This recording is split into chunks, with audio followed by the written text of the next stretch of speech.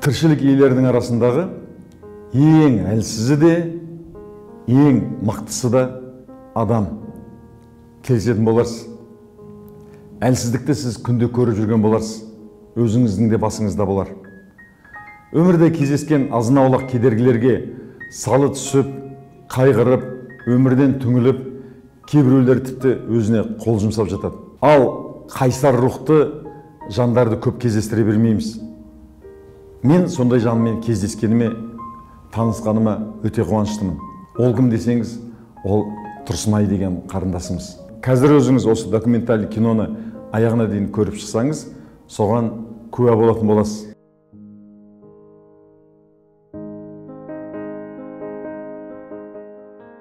Тұрсынайдың басқа мамасымен екеуінен басқа ешкім жоқ. Я өмірді сүю керек. Өзіңді сүю керек. Аллах тағала көтере білетін сынақ береді. Өмірде түңілмеу керек. Настроениең нәскиге түсіп, ештеңкеге зауқың болмайтын, сондай кездерің бола ма? Настроение нәскиге түскете оны жууға болады. Сен барша Қазақстанға мотиватор боласың. Сөзбен айтып жеткізу мүмкін емес. Ұяттан жерге кіріп кетейін деп отырмын, жасыратын жоқ. Өмір өтіп жатыр деймін да, оны неге мұңлығып өткізесің? Құдайды қарғап, неге мен осылай болып жаратылдым, неге менің басыма осылай салды деп. Өмірден кеткім келгенде кездерім болды, оны неге жасырайын?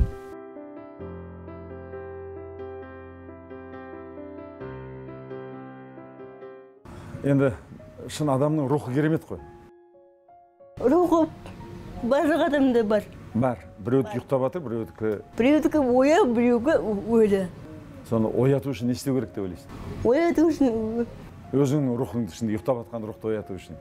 Ояту үшін өмірден тәрбие жинау керек, өмірді көру керек, және де жасаған қателіктерден сабақ алып, соны қайталамауға тырысу, және де жақсы істерге бастау. Сен өмірді жақсы көру керек. Я өмірді сүю керек. Өзіңді сүю керек. Өзіңді қалай болғанда, өзіңді, өмірді сүйген адам өмірді түсіне алады. Түсіне алады, өзін жеңе алады сол кезде. Әрине өмірде қиыншылықсыз адам болмайды, барлығы адам жер бетіне келгеннен кейін ол Аллах тағала сынақ береді. Сол сынаққа сынбай, сағысынбай көтере білу керек, және де Аллах тағала көтере білетін сынақ береді. Өмірде түңілмеу керек, және де түрлі теманы ойларға берілмеу керек, тек жақсылық ойлау керек. Жүректің қан тамырларын жақсы ниеттерге толтыру керек. Сонда ғана адам бойындағы қиыншылықты жеңе алады.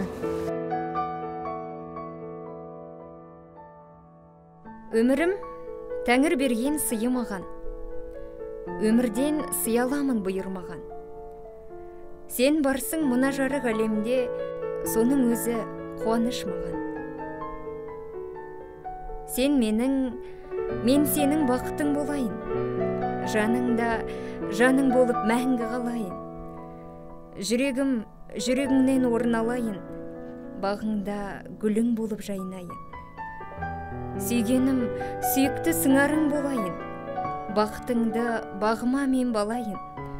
Біз екеуміз қол ұстасып бірге жүрейік. Шуағымен, күн менен айдың.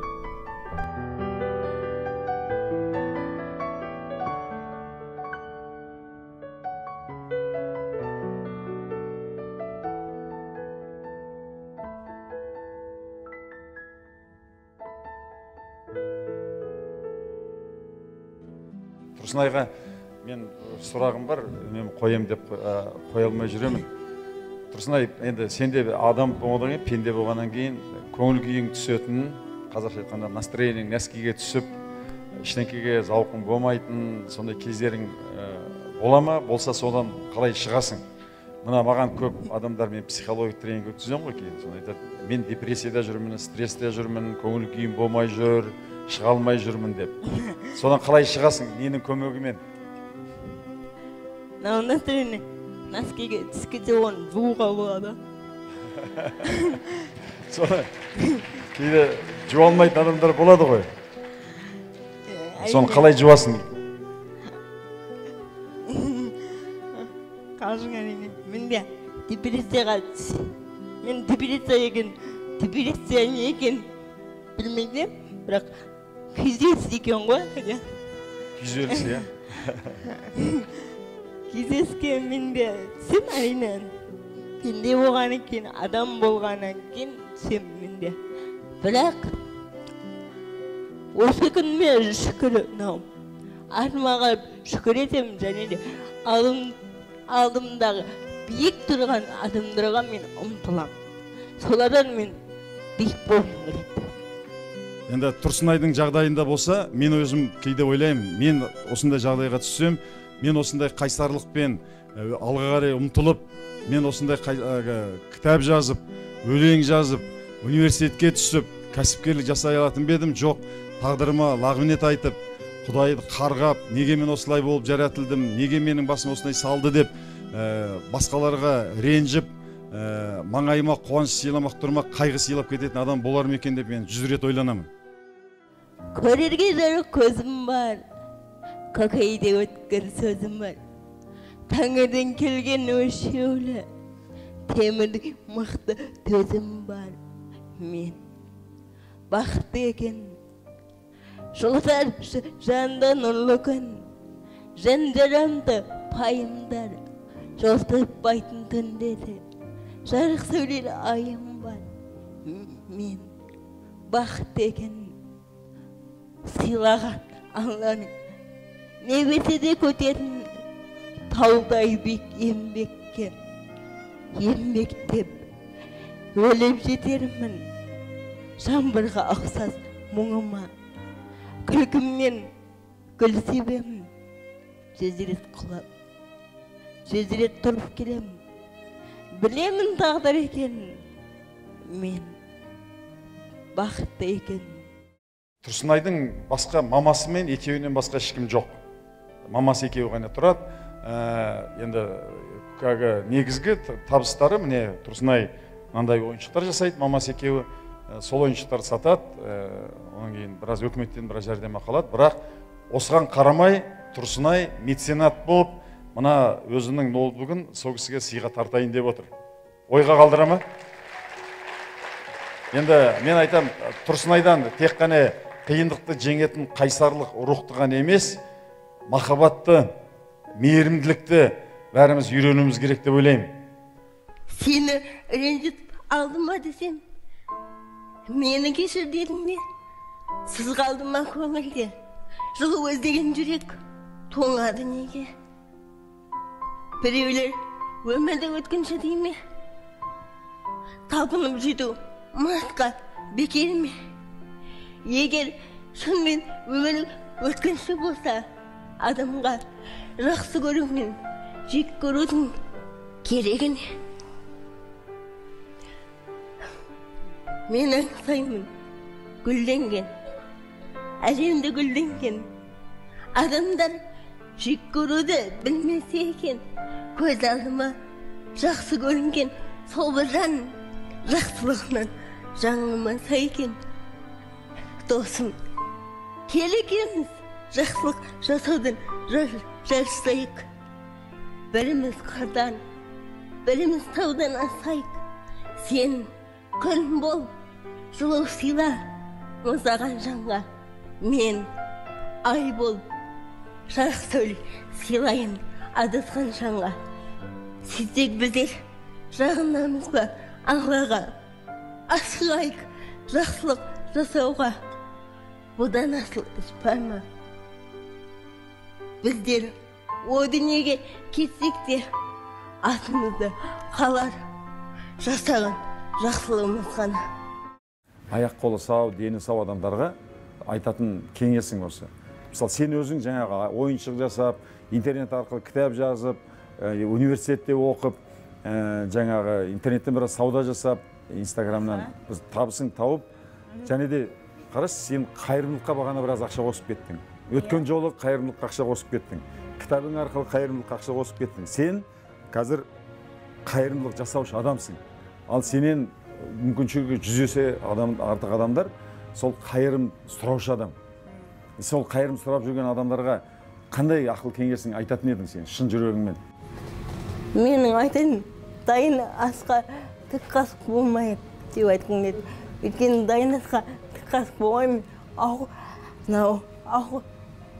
Аса қотты дегенмен ол сүңгіп кетеді. Ары қарай тағы да аса қот керек қой. Соны өзіңнің еңбегіңмен, еткен еңбегіңмен, санаңмен жеткенге не жетсін? Өзім, мен о баста елді өзім тігінші жақтырма, сояқтан мен өзімнің өнерім бар да, сонан кейін бар, мен мына қызымның мына өнері қосылды да, екеуінде бірде алып кете берем ба, алып кетем деп мен өзім не сетіп берем да, істей берем. Мен ана тігін тіккенде, ана майда шүйдесіне дейін қалдырмайын. Ойдады бір белестеп шығын керек та, істеймін. Сонан кейін мұнан қазір мошаға келді ғой, ема, қол аяқ болды. Мен бұған мен нағам өзіне мына қызыма жаным ашиды да, қанша дегенмен. Мен қолмен істеп атқанымда, бұл қызыма башбайымен істеп атқаннан кейін, ана башбай қиылып кетеді. Сондықтан мен бұның қасында жүріп, өзім көмектесем. Қазір өзім де мамам болып алдым. Ана жылқыны тарту қиын ғой? Қиын ғой. Ана арасында бірін-бірін бүйтіп тығыз қылып, тақау, оны ана қуыс-қуысына кіргізу деген адамға ең главный жер. Сондай жерлер қиын. Сондықтан мен қызымның қасына болып мен жәрдем беру. Жаңағы интернеттен аздап, бағана ойыншықтарың аздап өтеді ғой интернеттен. Соны суретке түсіріп, инстаграмға салып жатсың да? Суретке түсіремін, видеоға түсіремін, монтаждаймын, сосын сон. Өзің монтаждайсың ба? Кім үйретті? Өзім. Қалай үйрендің? Телефонның программалары бар ғой. Қандай программа монтаждайсың? Инстаграмның өзінен істеймін қазір. Соны видеоны да түсіресің да? Иә. Бәрін түсіре береді ғой. Соны түсіріп саламын. Өзі түсіре ме? Бәрін істей береді. Түгел бош, ала береді. Мен мамаң түсіріп береді екенсем, өзің түсіріп аласың ба? Бәрі өзі мен ішінесесіне жаңағы мен мошақтарына алам. Инстаграмға өзің сурет салып, өзің жүктейсің, өзің жібересің да? Бәрі өзі жүктеп, өзі жібереді. Соны ақшаны Инстаграмнан алған адамдар ақшаны карточкаға сай ма? Иә. Несіне салады, соны бұл алады. Карточканы сайды ғой? Каспий Гол? Ашып арамыз. Соған салып. Өмірде мықты қыз деп атыстар ғой, бірақ мықты осындай мықты келген ең бірінші Алланың арқасы, екінші анамның арқасы. Тұрсынайдың мамасына қол соғып қояйық. Көрсетіңдер Тұрсынайдың мамасын.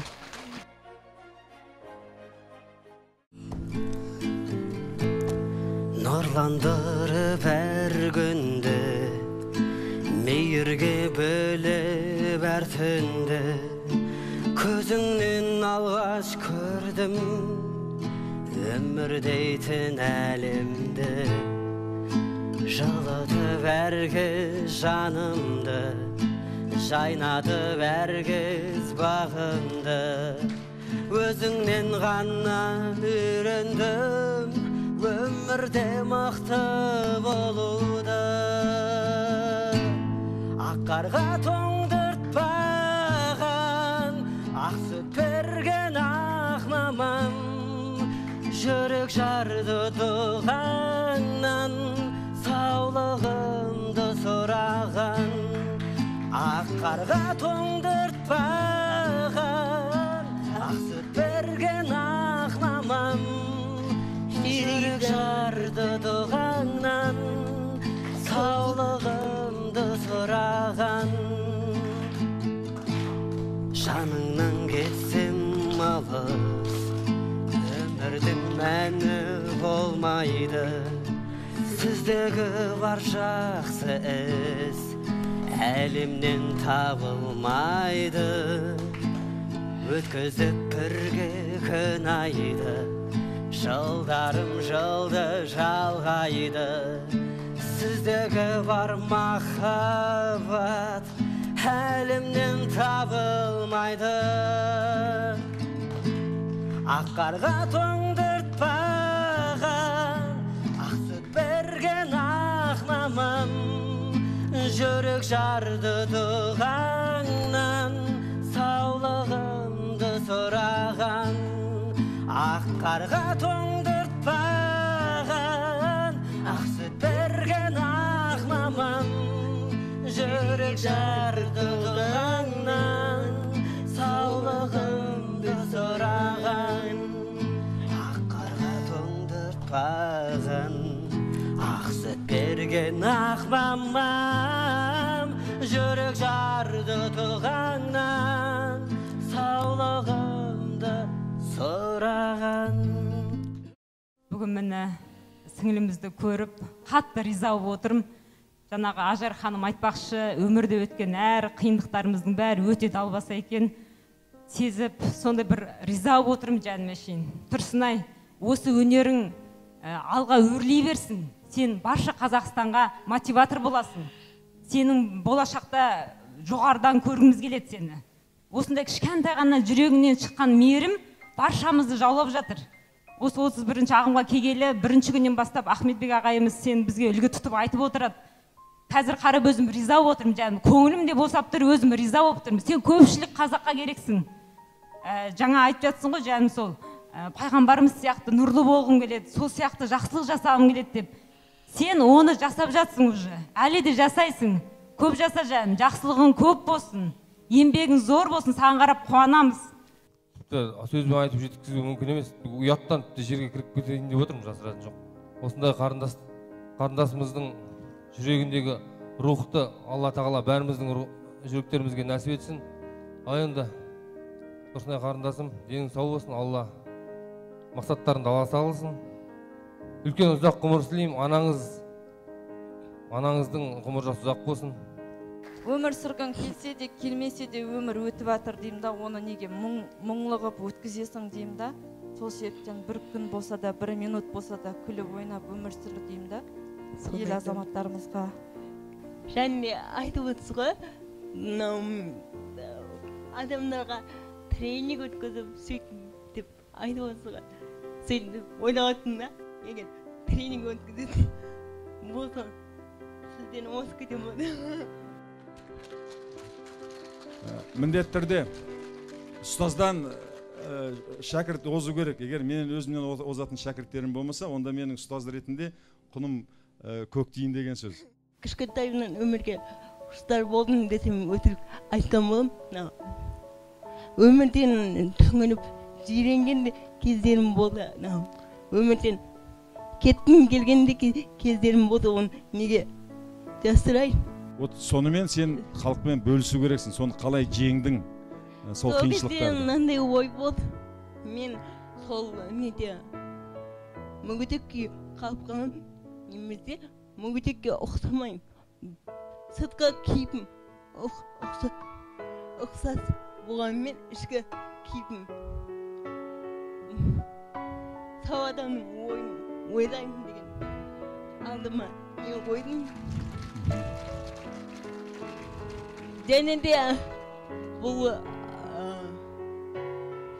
Қазақстанда болсын, өмірде болсын, әлемде болсын, мүгедек жаңғыз мен емес, менен кейінде мүгедек туылады, және менің артымда да мүгедек бар. Мен соларға қалай айтам отыр, мотивация бергім келеді жаңа. Жақсы, кім Тұрсынай, мен саған айтатыным, тек қана ондай жандарға емес, аяқ қолы сау, бірақ санасы мүгедек адамдар көп. Келісесің бе? Әрине көп. Олар өмірде жауын жаумай су болып, өзін өзі қинап, мынандай Қазақстан сияқты байда керемет мемлекетте жұмыс істемей, болмаса бар бақытты басына теуіп, сап-сау адамдардың ажырасып жатқаны, түкке тұрмайтын проблеманы қолдан шығарып жатқан адамдар өте көп, барды бағаламай жүрген. Соларға да сен ой сала аласың ғой? Қолынан келеді. Мені тең жүрейінші, далаға бір шығып көрейінші. тікенектері кірсегіз аяғыма мені тең жүрейінші. Мені тең жүрейінші, етігімді бір киіп көрейінші. Мәз мейрам боп қуансын кәрі әжем, бұлақтың суына кеп берейінші. Мені тең жүрейінші, далаға бір шығып көрейінші. Шашылған таспихтеді теріп алып, қарияға жіпке дізіп берейінші. Мені тең жүрейінші, алыдыпты бір теуіп көрейінші. Алаңқайда ойнаған бағалардың арасына сіңісіп кетейінші. Мені тең жүрейінші, ақ арманға қадам басып көрейінші. Түсім ақкөбелек, түсімде ақкөбелек қуған қызы, өңімде шын бейнесін көрейінші. Мені тең жүрейінші, жердің бетін бір басып көрейінші. Төбесі көкке жетердей қуансын анам, мені тең жүрейінші. Тілегімді саған айтам, асыл досым, мені тең жүрейінші, жүрейінші, жүрейінші. Шындығында да адам баласы өзінің ішкі рухын оятса, оның алмайтын қамалы, жеңбейтін қиындығы болмайды. Оған Тұрсынай қарындасымыз куә.